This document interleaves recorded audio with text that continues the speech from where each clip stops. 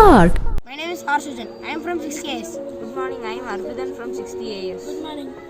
I am Srivasan from 50AS. I am going to say about a parachute. Parachute is a uses of parachute. Parachute is used to land safely from high place to lower place. Principle of parachute. To understand the principle of parachute, you need to take two things that are stone and feather. Take one feather and go to a certain height and drop a feather and stone.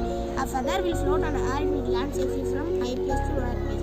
But stone, it will not float on air and it will land fastly. Next one, aerodynamic force acting parachute is drag and gravitational force. Drag means opposing force. Gravitational force means downward force. Material used for doing this plastic cover, toy, clay.